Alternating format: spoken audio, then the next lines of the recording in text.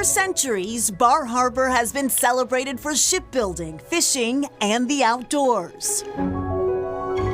Today, some 60 eateries and dozens of shops are major attractions, made even more appealing on this chilly day. That one is opal. It's hard to walk away empty-handed from the Native Arts Gallery. The store's wide selection of jewelry is handmade by Navajo artists, says Adrian Redhair. We only work in sterling silver. We're known for having really good pieces of Larimar and Gaspiite, of course turquoise.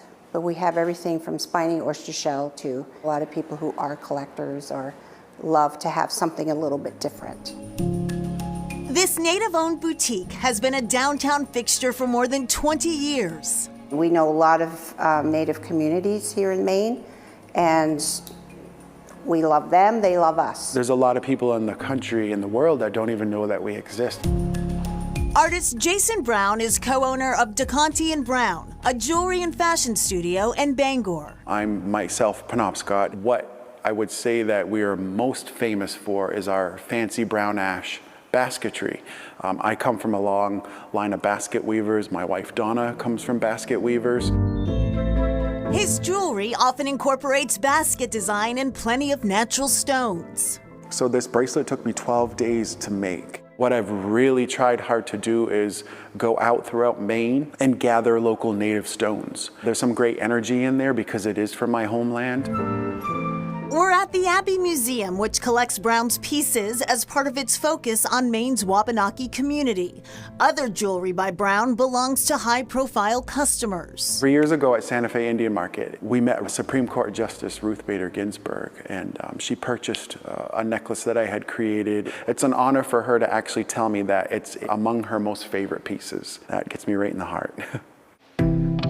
Some days are meant for working, others not so much, says Brown. When I have days like that where maybe I'm not feeling the greatest, I don't work on people's jewelry. I don't touch anything because I can put that energy into a work that somebody's going to wear next to their skin or next to their body. So I really only try to work when I'm in a really good mood, which thank God is most of the time.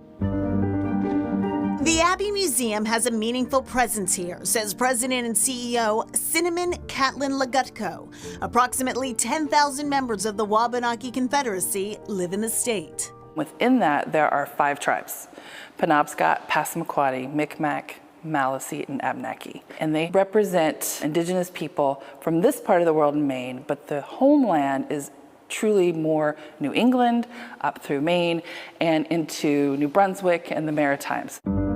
Here, history is presented from a Wabanaki point of view. We make sure we have the right, the authority, the proper information for sharing a story, but we also privilege Indigenous perspective, which means that's the driving voice. When we have problems of today, trying to understand mascot issues or river right issues, when we understand the full history, we can tie it together and see why it's a problem and why we really need people to understand the issues that Native people face.